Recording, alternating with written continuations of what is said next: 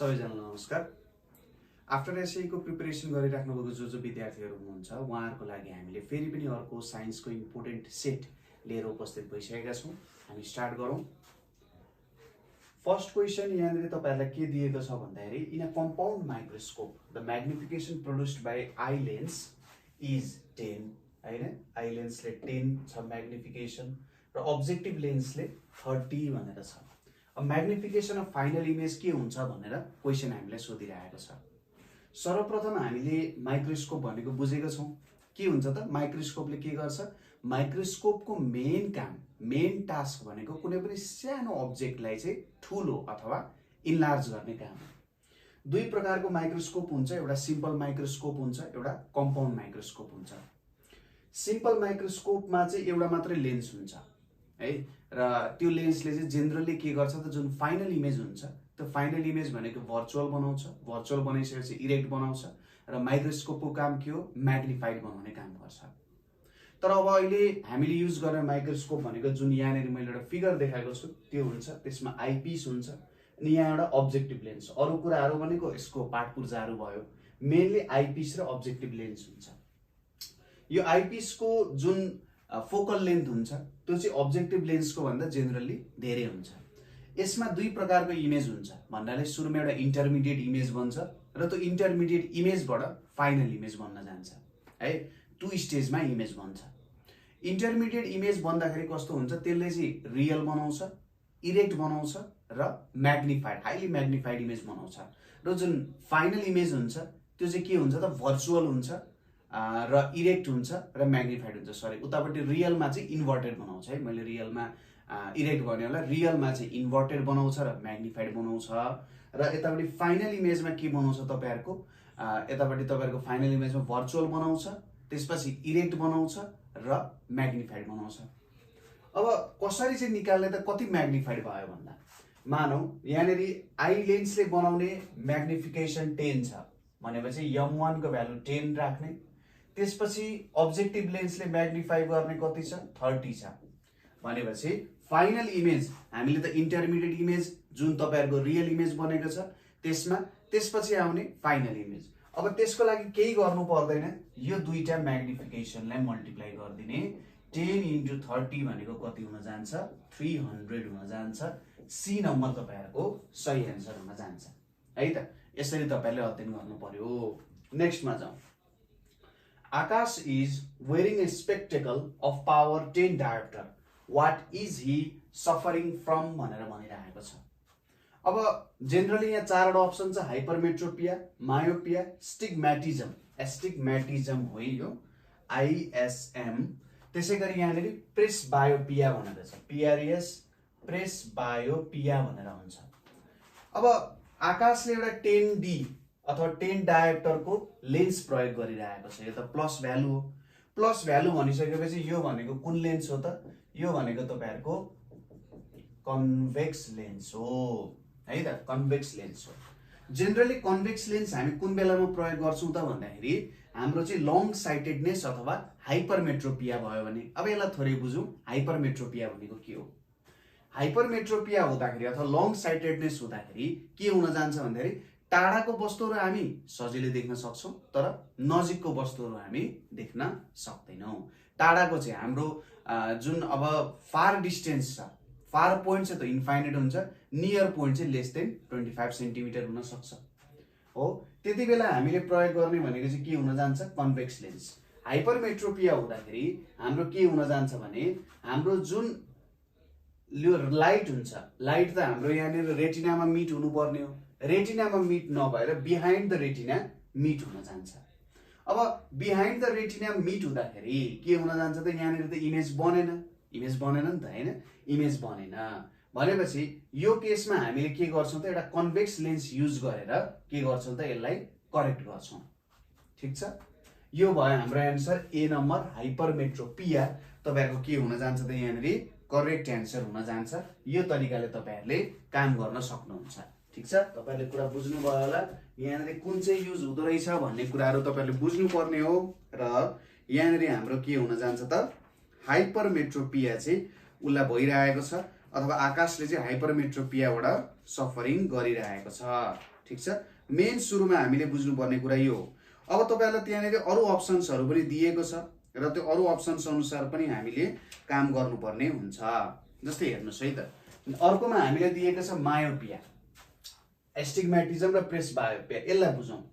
मायोपियामा अथवा मायोपियाको सिनारियोमा तपाईहरुलाई के भइरहेको हुन्छ त, जब तपाईहरुलाई मायोपिया भएको हुन्छ, मायोपिया हुँदाखेरि चाहिँ तपाईहरुको आईबल फ्ल्याटन हुन्छ। यो जुन आईबल छ यहाँनेर हेर्नुस्, यति बेला तपाईहरुको आईबल इलोंगेट भएको हुन्छ। मायोपिया हुँदाखेरि आईबल फ्ल्याटन हुन जान्छ। आईबल फ्ल्याटन हुँदाखेरि के हुन्छ, तपाईहरुको जुन लाइट छ त्यो लाइट चाहिँ तपाईहरुको के हुन जान्छ त, नजिक रेटिनाको अगाडि, in front of the retina चाहिँ तपाईहरुको के हुन जान्छ त, देखिन जान्छ। ठीक छ, यो हुन जान्छ। अब यो हुँदाखेरि तपाईहरुको के सिनारी हुन जान्छ भने इमेज राम्ररी फर्म हुँदैन है त। अब यहाँनेरि तपाईहरुको के युज गरिन्छ त, यति बेला कन्केभ लेन्स तपाईहरुको प्रयोग गरिन्छ यसलाई करेक्ट गर्न। नेक्स्टमा आउँछ तपाईहरुको प्रेसबायोपिया। प्रेसबायोपिया भनेको चाहिँ जेनरली ओल्ड एजको पिपलहरुलाई, एबोभ 40 यो जेनरली देखिन्छ हैन, एबोभ 40 को एजको पिपलहरुलाई जेनरली यो देखिन्छ र यो अब नर्मल कुरा हो, भइरहेको हुन्छ है। तपाईहरुलाई लाग्न सक्छ सर मायोपियामा पनि टाढाको वस्तुहरु जेनरली देखिँदैन, नजिकको वस्तुहरु जेनरली देखिन्छ। डिफरेन्स के छ त, मायोपिया भनेको चाहिँ जेनरली तपाईहरुको जति एजलाई पनि हुन सक्छ, जुन पनि एजलाई हुन सक्छ। तर जुन यो प्रेसबायोपिया भन्ने छ त्यो चाहिँ जेनरली एबोभ 40 को उमेर कटिसकेपछि अथवा जेनरली 30 को उमेर कटिसकेपछि पनि यो देखिन जान्छ। अर्को छ तपाईहरुको एस्टिग्मेटिजम। एस्टिग्मेटिजम भनेको चाहिँ कस्तो हुन जान्छ भने जेनरली तपाईहरुको आई को जुन कोर्निया छ त्यो कोर्नियाको जुन शेप छ त्यो शेप भनेको जेनरली गोलो हुन्छ। तर एस्टिग्मेटिजम भएको मान्छेहरुको चाहिँ अब गोलो होइन, यसरी अंडाकार जस्तो बनिन्छ। अंडाकार जस्तो बनिसकेपछि जुन लाइटहरु आउने हो त्यो रेटिनामा मिट हुनु पर्ने हो। रेटिनामा मिट हुने लाइटहरु चाहिँ के भइदिन्छ त, अब डिफरेन्ट पोइन्टहरुमा मिट भइदिन्छ क्या। अब कस्तो हुन जान्छ भन्दाखेरि यतातिर मिट भइदेला, यहाँ मिट भइदेला, यहाँ मिट भइदेला, यहाँ मिट भइदेला, यसरी मिट भइदियो भने त के हुन जान्छ, ब्लरी भिजन भनेको कस्तो हुन्छ भने देखिँदाखेरि झ्या जस्तो देखिन्छ नि, हो त्यस्तो देखिदिन्छ है, एस्टिग्मेटिजमको कुरा। अब एस्टिग्मेटिजमले चाहिँ के गर्दिन्छ भन्दा फार पोइन्ट नियर पोइन्ट दुईटैलाई असर गरिदिन्छ। ठीक छ, यो चाहिँ तपाईहरुको के भयो त, एस्टिग्मेटिजम हुन गयो। नेक्स्ट क्वेशन हेर्नुस् त, यहाँ sound waves are example of भनेर भनिरहेको छ। ए मा लंगिट्युडनल, बी मा ट्रान्सभर्स, सी मा elastic, both A and C भनेर भनिरहेको छ। अब जब हामी साउन्ड वेव्सको कुरा गर्छौं, साउन्ड वेव्सको कुरा गर्दाखेरि हामीलाई के थाहा छ त, साउन्ड वेव्सको कुरा गर्दाखेरि यसमा के हुनु पर्यो भन्दा मेटेरियल मिडियम हुनु पर्यो। साउन्ड जहिले पनि केही मेटेरियल भयो भने के हुन्छ त, ट्रान्सफर हुन्छ। ठीक छ, साउन्ड जहिले पनि मेटेरियल भयो भने ट्रान्सफर गर्छ। र साउन्डमा के हुन्छ, कम्प्रेसन र रेयरफेक्सन हुन्छ। कम्प्रेसन भनेको जस्तै साउन्ड एयरबाट ट्राभल गरिरहेको छ भने सुरुमा के हुन्छ, इनर्जी ट्रान्छ। इनर्जी जाँदाखेरि मानौ यहाँ एयरको लेयरहरु यसरी बसिरहेको छ। अब सुरुमा कम्प्रेसन हुन्छ, एयरको लेयरहरु नजिकै आउँछ।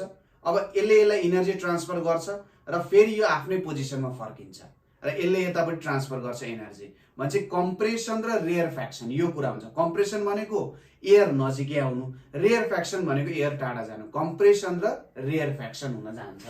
भन्छ अभियसली साउन्ड वेभ लंगिट्युडनल हो, तर साउन्ड वेभ ट्रान्सभर्स वेभ होइन। Sound is not a transverse wave, किनभने यसमा चाहिँ के हुन जान्छ, लंगिट्युडनल वेभ भनेको जतातिर इनर्जी बगिरहेको छ अथवा जुन पाथमा इनर्जी फ्लो भइरहेको छ त्यही पाथमा नै के हुन्छ त, पार्टिकलको मोसन हुन्छ। पार्टिकल अब इनर्जी यसरी जान्छ, पार्टिकलको मोसन पनि यसरी टु एन्ड फ्रो मोसन भइरहेको हुन्छ। लंगिट्युडनल वेभ हो त्यो। ट्रान्सभर्स वेभमा के हुन्छ, एनर्जी यता गइरहेको छ, एनर्जी सिधा यो दिशामा गइरहेछ, तर पार्टिकलहरु यसरी भाइब्रेट गर्छन्। ठ्याक्कै एनर्जी जता गइरहेछ त्यसको परपेन्डिकुलर डाइरेक्सनमा चाहिँ के भइरहेको हुन्छ त, यिनीहरु भाइब्रेट गरिरहेको हुन्छ। अब नेक्स्टमा तपाईहरुले नसुनेको हुन सक्छ इलास्टिक वेभ। इलास्टिक वेभ भनेको सिम्पली के हो भने कुनै पनि मिडियम छ भने इलास्टिसिटी चाहियो। इलास्टिसिटी भनेको एक तरिकाले लचकता चाहियो हो। अब त्यो लचकता हामीले कसरी पाउँछौं त भन्दाखेरि मिडियम भयो भने पाउँछौं। त्यो अब सलिड पनि हुन सक्छ, लिक्विड पनि हुन सक्छ, ग्यास पनि हुन सक्छ, कुनै पनि मिडियम हुन सक्छ हो। यो इलास्टिक वेभ पनि हो। भनेपछि अब साउन्ड वेभ को लागि त मिडियम चाहिन्छ। तपाईले भ्याक्युममा कहिले पनि साउन्ड पाउन सक्नु हुँदैन भनेपछि तपाईहरुको यो लंगिट्युडनल वेभ पनि के हो त एक तरिकाको इलास्टिक वेभ हो है त। त्यही भएर तपाईहरुको आन्सर यो डी नम्बर हुन्छ बोथ ए एन्ड सी, किनभने साउन्ड वेभ आफैमा एउटा लंगिट्युडनल वेभ पनि हो र साउन्ड वेभ आफैमा एउटा इलास्टिक वेभ पनि हो, किनभने एउटालाई मिडियम चाहिन्छ ट्रान्सफर गर्नको लागि। सबै अब ट्रान्सभर्स वेभहरुको लागि चाहिँ मिडियम चाहिँदैन। जस्तै लाइट एउटा ट्रान्सभर्स वेभ हो जुन चाहिँ भ्याक्युममा पनि के गर्न सक्छ त हिँड्न सक्छ है त। नेक्स्टमा तपाईहरुको के आइरहेछ, when sound travels from one medium to another which parameter remains same भनेर भनिरहेछ। एउटा कुरा तपाईहरुले के बुझ्नु पर्यो भने कुनै पनि वेभ कुनै पनि मिडियममा ट्रान्सफर गर्दाखेरि त्यो वेभ प्रोड्युस गर्ने एउटा सोर्स हुन्छ हो, वेभलाई प्रोड्युस गर्ने एउटा सोर्स हुन्छ। अब त सोर्सले के गर्दिन्छ त भन्दाखेरि एउटा certain frequency of sound produce गर्छ, ठीक छ। र यो फ्रिक्वेन्सी भन्ने टर्म जुन छ, यो फ्रिक्वेन्सी भन्ने टर्म चाहिँ सोर्समा डिपेन्डेन्ट टर्म हो, मिडियममा डिपेन्डेन्ट होइन, ठीक छ। के अरे जब साउन्ड चाहिँ एउटा मिडियमबाट अर्को मिडियममा ट्राभल गर्छ सोर्स अफ साउन्ड हुन्छ। जो सोर्स अफ साउन्ड चाहिँ केमा डिपेन्डेन्ट हुन्छ, फ्रिक्वेन्सीमा डिपेन्डेन्ट हुन्छ, अथवा फ्रिक्वेन्सी चाहिँ सोर्स अफ साउन्डमा डिपेन्डेन्ट हुन्छ। र कुनै पनि मिडियममा ट्रान्सफर गरे पनि फ्रिक्वेन्सीमा केही पनि चेन्ज आउँदैन। त्यही भएर तपाईहरुको यहाँनेरि फ्रिक्वेन्सी चाहिँ सही आन्सर हुन्छ, फ्रिक्वेन्सी चाहिँ चेन्ज हुँदैन। Frequency depends upon the source of sound which is producing it, ठीक छ। नेक्स्टमा जाउँ। अब what is loudness of ordinary talk भनेर भनिरहेछ। हामी सिम्पली बोल्दै गर्दाखेरि अर्डिनरी टक गर्दाखेरि लाउडनेस कति हुन्छ त, ठीक छ। लाउडनेस अर्डिनरी टकमा कति हुन जान्छ, जेनरली 50 डेसिबल हुन जान्छ, ठीक छ। जेनरली जब हामी लाउडनेस अफ अर्डिनरी टकको कुरा गर्छौं 50 डेसिबलबाट सुरु हुन्छ। अब फुसफुस गर्दाखेरि तपाईहरुको 20-30 डेसिबल होला है, हो त्यस्तो कुराहरु हुन्छ। क्लासमा हामी यो कुरालाई अझै डिटेलली पढ्छौं, डेसिबल भन्ने युनिटले के कुरा दिन्छ, लाउडनेस कसरी निकाल्न सकिन्छ, यो सबै कुराहरु, थ्रेशोल्ड अफ हियरिङको कुराहरु, यो सबै कुराहरु हामी डिटेलली अध्ययन गर्छौं।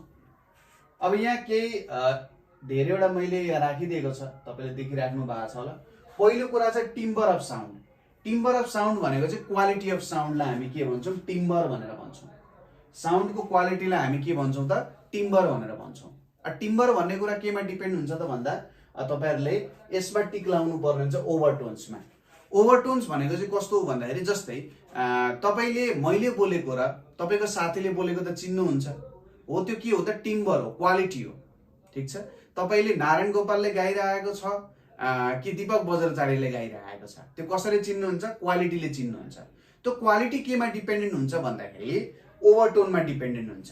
ओभरटोन भनेको चाहिँ जेनरली साउन्डहरुको जुन एउटा हार्मोनिक्स हुन्छ, साउन्डहरु एउटा ट्राभल गर्ने जुन एउटा वे हुन्छ, अथवा साउन्डहरु जुन एउटा तरिकाले बनेको छ।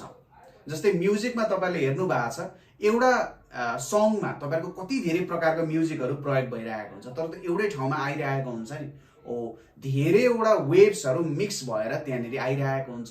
मैले बोल्दा पनि धेरै प्रकारको वेभ्सहरु त्यहाँनेरि फर्म हुन्छ र त्यो सबै वेभ्सहरु जोडिएर एउटा सिंगल वेभ आउँछ हो, त्यो चाहिँ के हुन्छ त ओभरटोन्स हुन जान्छ, ठीक छ।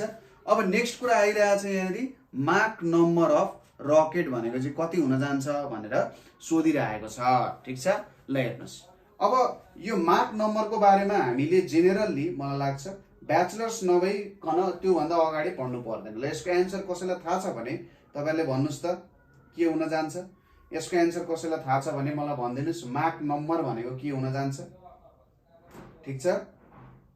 माक नम्बर भनेको के हुन जान्छ, ओके, एकदमै सिम्पल कुरा छ है, एकदमै सिम्पल कुरा छ, केही पनि गाह्रो छैन।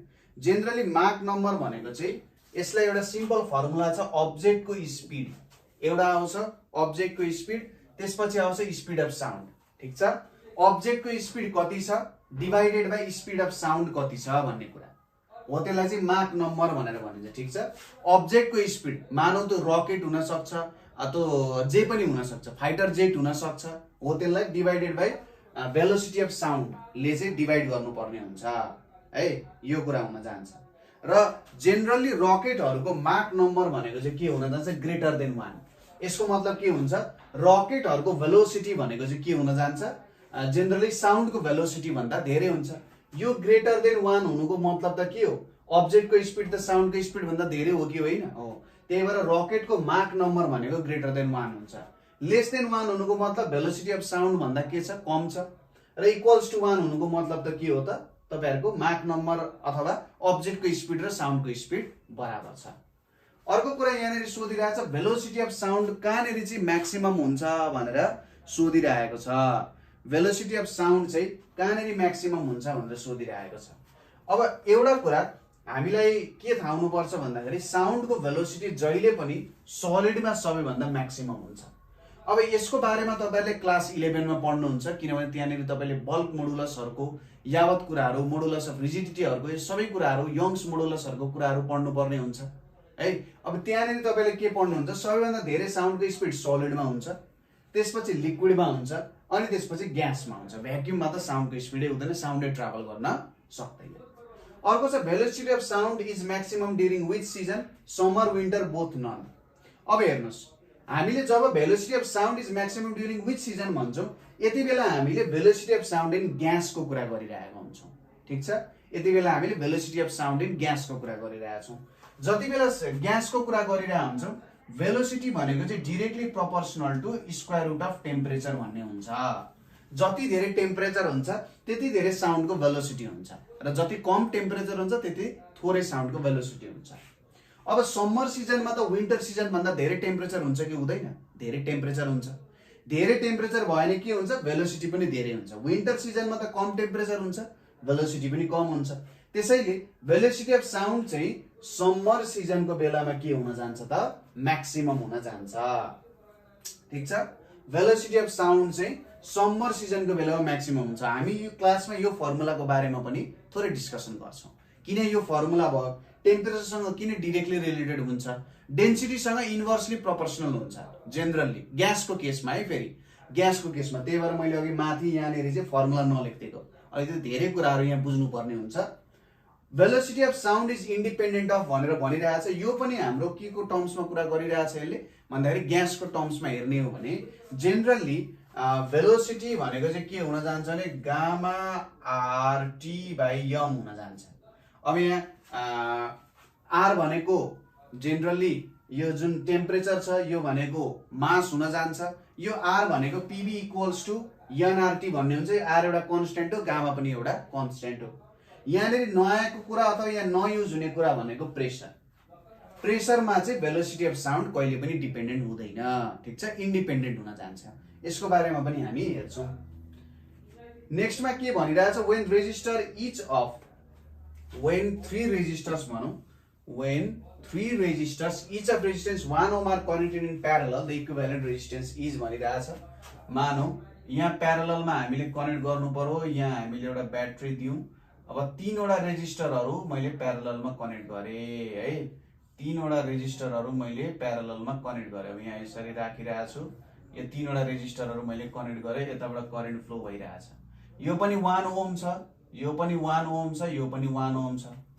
अब इक्विभ्यालेन्ट रेजिस्टेन्स को फर्मुला के हुन जान्छ प्यारलल कन्डिसनमा, 1/r इक्विभ्यालेन्ट भनेको 1/r1 + 1/r2 + 1/r3 हुन जान्छ।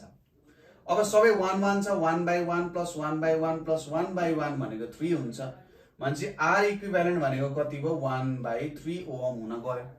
मान्छे हाम्रो आन्सर के हुँदो रहेछ, अप्सन नम्बर सी हाम्रो यहाँनेरि करेक्ट आन्सर हुन जान्छ। ठीक छ, अप्सन नम्बर सी हाम्रो करेक्ट आन्सर हुन जान्छ। यसको बारेमा हामी हेर्छौं। सिरिज कम्बिनेसनमा के हुन्छ, प्यारलल कम्बिनेसनमा के हुन्छ, मिक्स्ड कम्बिनेसनमा के हुन्छ। सिरिज प्यारलल दुवै मिक्स भयो भने के गर्ने। अब n नम्बर अफ रेजिस्टरहरु प्यारललमा जोडियो भने के हुन जान्छ हैन, सिरिजमा जोडियो भने के हुन्छ, करेन्टमा कस्तो रिलेसन आउँछ, भोल्टेजमा कस्तो रिलेसन आउँछ, पावरमा कस्तो रिलेसन आउँछ, यो सबै कुराहरु हामी डिटेल हेर्छौं। नेक्स्टमा हेरौं। The number of turns in primary and secondary coil of transformers are 100 and 200 respectively. If secondary voltage is 110, find the primary voltage.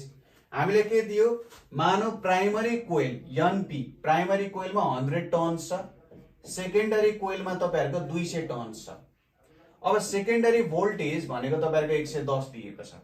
मानौ अब प्राइमरी भोल्टेज कति हो भनेर सोधिरहेको छ। अब तपाईले यहीँबाट कुरा छुट्याउन सक्नुहुन्छ, प्राइमरीमा भन्दा सेकेन्डरीमा टर्न्स धेरै छ कि छैन। प्राइमरीमा भन्दा सेकेन्डरीमा टर्न्स धेरै छ। यसको मतलब हामी स्टेप डाउन ट्रान्सफर्मर हेरिरहेका छौं। प्राइमरीमा भन्दा सेकेन्डरीमा टर्म्स धेरै छ, स्टेप डाउन। अब यसको हामीलाई फर्मुला के थाहा छ, एनपी बाई एनएस भनेको भिपी बाई भिएस हुन्छ। एनपी भनेको 100, एनएस भनेको 200, यहाँ भिपी छ, भिएस भनेको 110, यहाँ 2 आयो, यहाँनिर 55 आउन गयो भनेपछि प्राइमरी भोल्टेज भनेको कति हुने रहेछ, 55 भोल्ट हुन जान्छ। ए नम्बर तपाईहरुको के हुन जान्छ, सही आन्सर हुन जान्छ है त। ए नम्बर चाहिँ तपाईहरुको के हुन जान्छ, सही आन्सर हुन जान्छ। यो सिम्पली तपाईहरुले इलेक्ट्रिसिटी एन्ड म्याग्नेटिजम क्लास 10 मा पढिसक्नु भएको फर्मुला हो। नेक्स्टमा छ, a current of 5 milliampere is passing through a resistor of resistance 1 kilo ohm, find the potential drop। अब सिम्पली यहाँनिर तपाईहरुले लाउनु पर्ने फर्मुला के छ त भन्दाखेरि हाम्रो ओम्स ल लाउनु पर्यो। ओम्स लले के भन्छ, V equals to IR भनेर भन्छ, V equals to IR। अब करेन्ट भनेको 5 मिली एम्पियर छ, 5 मिली एम्पियरले एम्पियरमा लानको लागि 10 to the power -3 ले मल्टिप्लाई गर्नु पर्यो। रेजिस्टेन्स भनेको 1 किलो ओम छ, ओममा लग्दाखेरि यो भनेको कति हुन्छ, 1000 हुन जान्छ। यहाँ कति आयो त, यो र यो त 1 भइहाल्छ र यहाँनिर कति आउन जान्छ, 5 भोल्ट। भनेपछि तपाईहरुको आन्सर के हुँदै रहेछ, 5 भोल्ट चाहिँ तपाईहरुको के हुने रहेछ त, यहाँनिर सही आन्सर हुने रहेछ हो। 5 भोल्ट चाहिँ तपाईहरुको यहाँनिर सही आन्सर हुने रहेछ, 5 भोल्ट तपाईहरुको सही आन्सर हुन जान्छ। यसलाई यसरी तपाईहरुले कन्भर्जन गर्न सक्नुहुन्छ। के गाह्रो छ त यहाँसम्म, ल कसैलाई के गाह्रो छ नि यसो भन्नुस् त। कसैलाई पनि यहाँनिर कुनै पनि तरिकाले गाह्रो भइरहेको छ, बुझिराख्नु भएको छैन भने तपाईहरुले भन्न सक्नुहुन्छ है, सर मैले यहाँनिर चाहिँ बुझिन, यो के हो, कसरी भइरहेछ भन्ने कुराहरु तपाईहरुलाई लागिरहेको छ भने भन्न सक्नुहुन्छ।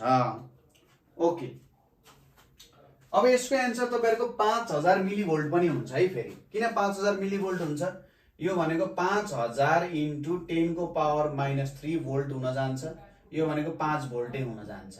यो पनि तपाईहरुको आन्सर मिल्छ। सायद यसले यहाँ 50 भोल्ट दिन खोजेको थियो होला, तर हाम्रो दुवै आन्सर यहाँनिर मिल्न गएको छ है त। यस्तो चाहिँ हुँदैन इन्ट्रान्समा, कहिलेकाहीँ एकदम रेयरली हुने गल्तीहरु हो।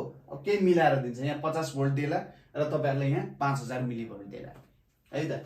नेक्स्टमा हेरौं के भनिरहेछ, calculate the power of the bulb if the bulb has resistance 5 kilo ohm र पोटेन्शियल ड्रप 5 किलो भोल्ट भनेर भनिरहेछ। अब कुनै पनि बल्बको लागि पावर भनेको चाहिँ के हुन जान्छ, I इन्टु V हुन जान्छ, करेन्ट इन्टु भोल्टेज। अब करेन्टलाई तपाईहरुले भोल्टेज बाइ रेजिस्टेन्स लेख्न सक्नुहुन्छ ओम्स ल अनुसार, V इक्वल्स टु IR बाट। भनेपछि यहाँनिर के आउने रहेछ, V² बाइ R आउने रहेछ। भोल्टेज कति दिएको छ, 5 किलो भोल्ट, 5 को स्क्वायर। रेजिस्टेन्स कति दिएको छ, यहाँ 5 दिएको छ। भनेपछि यहाँनिर कति आउने भयो त, 5 र 5 क्यान्सल भयो र पावर भनेको त किलोवाट हुन जान्छ। अब यो पनि किलो भोल्टमा छ, यो किलो ओममा छ, भनेपछि यहाँ पनि त किलोवाट आउँछ कि आउँदैन, आउँछ। तपाईहरुको आन्सर के हुने भयो, 5 किलोवाट तपाईहरुको सही आन्सर हुने भयो। यसरी तपाईहरुले गर्न सक्नुहुन्छ। नेक्स्टमा हेरौं, an electric heater of voltage 220 volt consumes 10 ampere of electric current, what will be its electric power भनेर भनिरहेको छ। अघिकै फर्मुला तपाईले युज गर्न सक्नुहुन्छ। पावरको फर्मुला के हुन जान्छ, भोल्टेज इन्टु करेन्ट हुन जान्छ। भोल्टेज 220 छ र पावर करेन्ट कति रहेछ, 10 एम्पियर भन्छ, 2200 वाट हुन जान्छ। सिम्पल गर्न सकिन्छ, एक लाइनमै तपाईहरुको आन्सर आउँछ र तपाईहरुको आन्सर के हुने भयो, बी नम्बर तपाईहरुको सही आन्सर हुने भयो। यसरी गर्न सकिन्छ। नेक्स्टमा जाउँ। अब यो तपाईहरुले जुन kilowatt hour unit of electricity calculate गर्नुहुन्छ त्यही अनुसार छ। An electric iron of power 500 watt is used daily for 30 minutes. If the cost of electricity is ₹10 per unit, how much bill will have to be paid by person per month भनेर भनिरहेछ। अब daily कति use गरिन्छ त, 30 minutes use गरिन्छ 500 वाटको। अब 1 kilowatt आवरमा यसलाई कन्भर्ट गरौँ। यो भनेको कति हो त, 1 किलोवाट आवरको टर्म्समा कन्भर्ट गर्दा किलोवाट आवरको टर्म्समा कन्भर्ट गरौँ। मैले कति मिनेट बालिरहेको छु, दिनको 30 मिनेट बालिरहेको छु हो, दिनको 30 मिनेट बालिरहेको छु। अब एउटा कुरा बुझ्नु पर्यो, 1 किलोवाट आवर भनेको 1 युनिट हुन जान्छ, यो हाम्रो एनर्जीको युनिट हो। 1 युनिटको दाम कति छ, 10 रुपैयाँ छ। भनेपछि हामीले बुझ्नु पर्यो 1 महिना यति बाल्दाखेरि कति किलोवाट आवर हुन्छ भनेर निकाल्यौं भन्दा कति युनिट थाहा हुन्छ। कति युनिट थाहा भइसकेपछि हामीले निकाल्न सकिन्छ। जस्तै टोटल एनर्जी हामीले 1 महिनामा कति खर्च गर्छौं त, हेर्नुस् है त।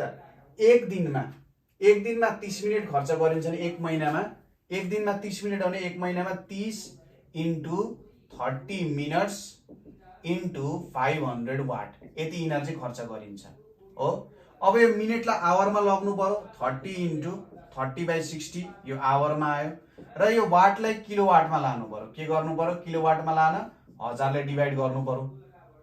32 जा 60 502 भनेपछि 30/4 किलोवाट आवर आउँछ। किलोवाट आवर यो भनेको 4 7 जा 28 4 5 जा 20 किलोवाट आवर भनेको 7.5 युनिट हुन जान्छ। एक युनिटको दाम 10 रुपैयाँ हो। एक युनिटको दाम तपाईहरुको 10 रुपैयाँ हो भने 7.5 युनिटको दाम कति हुन्छ? 10 इन्टु 7.5 भनेको 75 रुपीज हुन जान्छ। त्यही भएर तपाईहरुको यसको आन्सर भनेको 75 हुन जान्छ।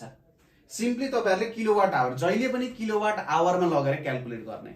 सर्वप्रथम तपाईहरुले यसलाई किलोवाट आवरमा लगाउन सक्नुहुन्छ। यो तपाईहरुले एक दिनमा युज गर्ने इलेक्ट्रिसिटीको युनिट भयो। त्यसपछि 30 दिनमा कति हुन्छ त ठ्याक्कै 30 ले मल्टिप्लाई गरेर त काम भइहाल्छ। तपाईहरुको आन्सर 75 हुन जान्छ। अब अरु क्वेशनले यहाँनिर केही भनेको छैन, त्यही भएर यही हाम्रो हुन जान्छ। नेक्स्टमा जाउँ। Electrolysis of water is an example of भनेर भनिरहेछ है त। Electrolysis of water is an example of भनेर भनिरहेछ। इलेक्ट्रोलाइसिसमा जेनरली इलेक्ट्रोलाइसिसमा तपाईहरुको के हुन्छ भने त्यहाँनिर एउटा केमिकल चेन्ज हुन्छ। इलेक्ट्रिसिटीको कारण त्यहाँनिर के आउन जान्छ त? केमिकल चेन्ज आउन जान्छ हो। केमिकल चेन्ज आउँछ हो। त्यही भएर इलेक्ट्रोलाइसिस अफ वाटर भनेको चाहिँ केमिकल इफेक्ट अफ करेन्ट हो। अब यसको बारेमा अझै डिटेलली हामी यो क्वेशनमा हेर्दैछौँ। हेर्नुस् है त। Electrolysis can be done with AC DC both none. अब इलेक्ट्रोलाइसिसमा के हुन्छ? एउटा सेल यहाँनिर कनेक्टेड हुन्छ, यहाँ क्याथोड हुन्छ जुन नेगेटिभ टर्मिनल हो, एनोड हुन्छ जुन पोजिटिभ टर्मिनल हो हैन। त्यसैगरी क्याटायन भनेको पोजिटिभ आयनलाई क्याटायन भनिन्छ, एनायन भनेको नेगेटिभ आयनलाई। इलेक्ट्रोलाइट भनेको यहाँ एउटा सर्टेन लिक्विड युज हुन्छ। अब जब म यस्तो काम गर्छु यहाँनिर क्याथोडमा पोजिटिभ आयनहरु जोडिन आउँछ र एनोडमा तपाईहरुको नेगेटिभ आयनहरु के हुन आउँछ त? जोडिन आउँछ। यतापट्टि पोजिटिभ आयन यतापट्टि नेगेटिभ आयन भनेपछि एक तरिकाले यहाँनिर के भयो त? केमिकल इफेक्ट भयो। अब इलेक्ट्रोलाइसिस चाहिँ डीसी ले गरिन्छ जेनरली। किन भन्दाखेरि यसलाई क्याथोडै बनाइराख्नु पर्छ के। यसलाई क्याथोडै बनाइराख्नु पर्छ ताकि यताबाट पोजिटिभ के आओस् त? पार्टिकलहरु आओस् अथवा आयनहरु आओस् र यसलाई एनोडै बनाइराख्नु पर्छ ताकि यतापट्टि नेगेटिभ आओस्। अब मैले एसी युज गरे भने के हुन्छ? केही छिनको लागि यो क्याथोड हुन्छ, अर्को छिन यो एनोड हुन्छ। अब यही क्याथोड यही एनोड, यही क्याथोड यही एनोड, यही क्याथोड यही एनोड, फेरि यो एनोड एकछिनमा क्याथोड हुन्छ एनोड हुन्छ भनेपछि यहाँनिर त आयनहरु ट्रान्सफर हुन सक्छ त? आयनहरु त ट्रान्सफर हुन सक्दैन। यसको मतलब यहाँनिर हामीले के बुझ्नु पर्यो त? इलेक्ट्रोलाइसिस चाहिँ हामीले सिम्पली डीसी ले मात्रै गर्न सकिन्छ, एसी ले गर्न सकिँदैन। किनभने त्यहाँनिर क्याथोड र एनोड जुन इलेक्ट्रोडहरु छ त्यो इलेक्ट्रोडहरुको एउटा जुन एक्जिस्टेन्स हामीलाई चाहिन्छ नि, एउटा लङ टर्म एक्जिस्टेन्स चाहिन्छ, त्यो नै हुँदैन है त। नेक्स्टमा जाउँ। ट्रान्सफर्मर्स वर्क विथ भनिरहेको छ। अब यहाँ मैले ट्रान्सफर्मरको स्ट्रक्चर देखाइरहेको छु। जेनरली यहाँनिर ट्रान्सफर्मरमा प्राइमरी वाइन्डिङ हुन्छ, सेकेन्डरी वाइन्डिङ हुन्छ। यहाँनिर एउटा प्राइमरी भोल्टेज हामी लाउँछौँ र यतापट्टि एउटा सेकेन्डरी भोल्टेज आउँछ, यो तपाईलाई थाहा छ। अब ट्रान्सफर्मर कुन प्रिन्सिपल अनुसार काम गर्छ त? म्युचुअल इन्डक्सन अनुसार काम गर्छ। तपाईले क्लास 10 मा पढ्नु भएको छ Faraday's law of electromagnetic induction. अब म्युचुअल इन्डक्सन भनेको के हो त भन्दाखेरि जेनरली इन्डक्सन हुनको लागि फ्लक्स चेन्ज हुनुपर्छ। म्युचुअल इन्डक्सन भनेको जुन हाम्रो प्राइमरी कोइलमा हुने फ्लक्सको चेन्ज हुन्छ, यो फ्लक्सको चेन्ज चाहिँ सेकेन्डरी कोइलमा गएर लिंक हुन्छ। यहाँको फ्लक्सको चेन्ज जुन हुन्छ यो सेकेन्डरी कोइलमा गएर लिंक हुन्छ, जसको कारण यहाँ पनि एउटा पोटेन्शियल डिफरेन्स भोल्टेज अथवा ईएमएफ सेटअप हुन जान्छ। अब हामीले त फ्लक्स चेन्ज गराइराख्नु पर्यो। डीसी करेन्टले त फ्लक्स चेन्ज गराइराख्न सक्छ त? सक्दैन। डीसी करेन्ट द्वारा यो काम हुन सक्दैन। भनेपछि यसको लागि त हामीले के चाहियो? एसी नै चाहियो कि चाहिएन? एसी ले मात्रै कन्टिन्युअसली तपाईहरुको फ्लक्स चेन्ज गराउन सक्छ। त्यही भएर ट्रान्सफर्मर चाहिँ तपाईहरुको केसँग मात्रै काम गर्न सक्छ त? एसी करेन्टसँग मात्रै यो चाहिँ काम गर्न सक्छ है त। ट्रान्सफर्मर जेनरली एसी करेन्टसँग मात्रै काम गर्न सक्छ। नेक्स्टमा जाउँ। अब यहाँनिर पोटेन्शियल ड्रप कति हुन्छ भनेर सोधिरहेछ। एकदमै राम्रो क्वेशन छ है, एकदमै राम्रो क्वेशन छ। अब यहाँ एउटा प्यारलल कम्बिनेसन दिएको छ अनि यहाँ एउटा 10 ओममा सोधिरहेको छ। यहाँनिर b को भ्यालु कति हो सोधिरहेछ। एउटा कुरा हामीले के बुझ्नुपर्छ भने प्यारलल कम्बिनेसनमा भोल्टेज जहिले के हुन्छ सेम हुन्छ भनेपछि यो माथि हुने भोल्टेज र यो तल हुने भोल्टेज जहिले पनि सेमै हुन जान्छ हो। सिरिजमा करेन्ट सेम हुन्छ भोल्टेज डिफरेन्ट हुन्छ। अब हेर्नुस् यहाँबाट तपाईहरुको 10 एम्पियर करेन्ट बगिरहेको छ र यहाँनिर 5 ओम छ। अब यो माथि हामीले भोल्टेज क्याल्कुलेट गर्नु पर्यो भने कति हुन्छ 10 × 5 I × R भने 50 भोल्ट हुन्छ। अब यहाँनिर तपाईहरुको 50 भोल्ट छ, यो तपाईहरुको 50 भोल्ट छ नि यहाँ पनि त तपाईहरुको 50 भोल्ट हुनु पर्यो हो कि होइन। यहाँ पनि 50 भोल्ट हुनु पर्यो। यहाँ 50 भोल्ट हुनको लागि मैले यहाँ 5 एम्पियर करेन्ट बगाउनु पर्यो कि परेन।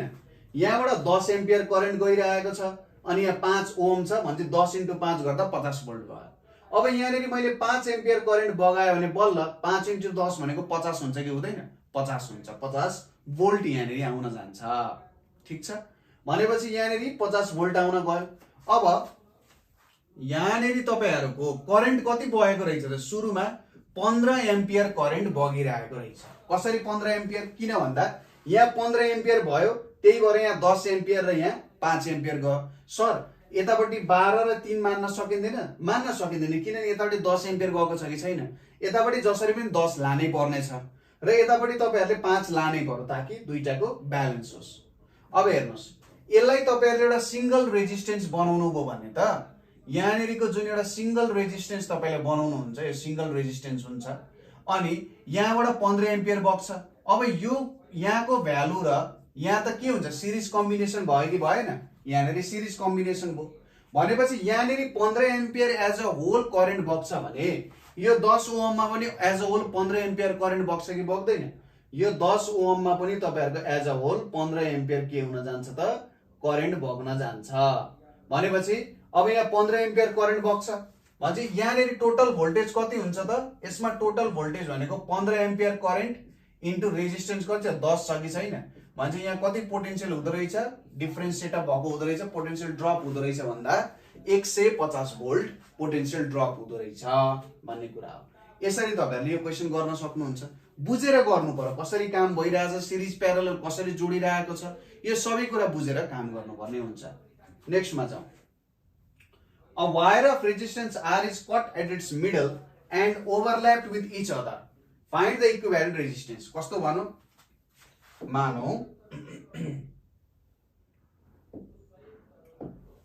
मानौ यो एउटा वायर छ यो वायरको टोटल रेजिस्टेन्स R छ।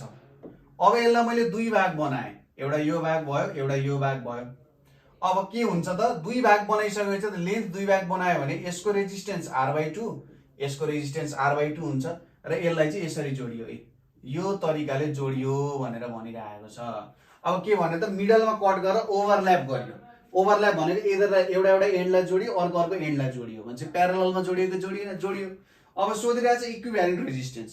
प्यारललमा इक्विभ्यालेन्ट रेजिस्टेन्स के हुन्छ 1/Req भनेको 1/R1 + 1/R2। अब पहिलो छ 1/R/2 छ अर्को छ यो पनि R/2 नै छ। यो भनेको कति आयो 2/R + 2/R भनेको 4/R आउँछ। यसको मतलब R इक्विभ्यालेन्ट भनेको कति हुन्छ R इक्विभ्यालेन्ट भनेको R/4 हुन्छ कि हुँदैन R/4 हुन्छ। सी नम्बर तपाईहरुको सही आन्सर हुन जान्छ। यो तरिकाले तपाईले गर्न सक्नुहुन्छ। बुझ्नु पर्यो क्वेशनले के सोधिरहेको छ। तपाईहरुले दुईटालाई डिभाइड गरेर यो त गर्नुभयो तपाईहरुलाई लाग्ला अरे यार यसलाई सिरिजमा जोड्ने कि प्यारललमा जोड्ने भन्ने हुन्छ। तर ओभरल्याप विथ इच अदर भनेको यो एन्डलाई जोडियो यो एन्डलाई जोडियो भने इदर त प्यारललमा हुन्छ कि हुँदैन प्यारललमा हुन्छ। नेक्स्टमा जाउँ। अब यहाँनिर सोधिरहेको छ इक्विभ्यालेन्ट रेजिस्टेन्स कति हो भनेर सोधिरहेको छ। सर्वप्रथम हामीले के देख्छौं फिगर हेर्ने बित्तिकै यो दुईटा तपाईहरुको प्यारललमा छ यो दुईटा तपाईहरुको प्यारललमा छ। अब यहाँ प्यारलल कम्बिनेसनको फर्मुला लगाएर सुरुमा इक्विभ्यालेन्ट निकालौं। यहाँनिर के हुन जान्छ R इक्विभ्यालेन्ट भनेको तपाईहरुले के गर्न सक्नुहुन्छ 10 × 10/10 + 10 त्यो एउटै फर्मुला हो। यो भनेको कति आउँछ 100/20 भनेको 5 ओम आउँछ। त्यसैगरी यतापट्टिको R इक्विभ्यालेन्ट ड्याश भनेको कति 10 × 10 / 10 + 10 यो भनेको नि 5 ओम आयो। अब यो फिगर कस्तो हुन जान्छ यस्तो खालको रेजिस्टेन्स आउँछ अनि यहाँनेरि फेरि यस्तो खालको रेजिस्टेन्स आउन जान्छ। यो ए भयो, यो 5 ओम भयो, यो बी भयो, यो सी भयो, यो पनि 5 ओम छ अनि यहाँनेरि डी हुने भयो। अब हेर्नुस् यहाँ 5 ओम चाहिँ सिरिजमै कनेक्ट भएको छ 5 ओम हो भनेपछि अब सिरिजमा कम्बाइन हुँदाखेरि के हुन जान्छ, यो दुईटा रेजिस्टेन्सलाई त जोड्न सकिन्छ। इक्विभ्यालेन्ट रेजिस्टेन्स सिरिजमा के हुन्छ, सिधै R1 + R2 गर्ने। यो भनेको 5 + 5 भनेको कति हुन्छ, 10 ओम हुन्छ कि हुँदैन, 10 ओम हुन्छ। ए नम्बर तपाईहरुको के हुन जान्छ त, सही एन्सर हुन जान्छ। यो तरिकाले गर्न सकिन्छ। Very good. नेक्स्टमा जाउँ। ओके, अब यो क्वेशन चाहिँ तपाईहरुको लागि के भयो त, टास्क हुन गयो। यो क्वेशन तपाईहरुको लागि टास्क छ। यो क्वेशन तपाईहरुले कमेन्ट सेक्सनमा कमेन्ट गर्नु होला। यसको एन्सर कति हुन्छ कमेन्ट सेक्सनमा कमेन्ट गर्नु होला। हामी त्यहाँनेरि भन्छौँ तपाईहरुलाई कि ओके ल यो एन्सर ठिक छ कि छैन भनेर हामी त्यहाँनेरि भनिदिन्छौँ है त। यसलाई कमेन्ट गर्नु होला। कुन सिरिज कुन प्यारलल भन्ने कुरा चिन्नु पर्यो। अब हेर्नुस् यहाँ एउटा करेन्ट बग्यो, यहाँ एउटा करेन्ट बग्यो, यो करेन्ट यहाँ माथि र यहाँ माथि डिस्ट्रिब्युट भयो। अब यही करेन्ट यहाँनेरि बग्न जान्छ हो। अब तपाईहरुले बुझ्नु पर्यो कुन चाहिँ सिरिज कुन चाहिँ प्यारलल हो भन्ने कुरा बुझ्नु पर्यो। फाइनल क्वेशन चाहिँ हाम्रो यहाँनेरि dynamos and generator are based on भनेर भनिरहेछ। अब डाइनामो र जेनरेटरले काम गर्ने कुरा भनेको चाहिँ प्रिन्सिपल अफ इन्डक्सन, इन्डक्सनको प्रिन्सिपल अनुसार काम गर्छ। भनेको फ्लक्स चेन्ज भइरहेको छ, जति फ्लक्स चेन्ज हुन्छ त्यति नै ईएमएफ जेनरेट हुन्छ। अब त्यो नियम केमा बेस्ड छ त भन्दा हाम्रो फ्याराडेज लमा बेस्ड छ।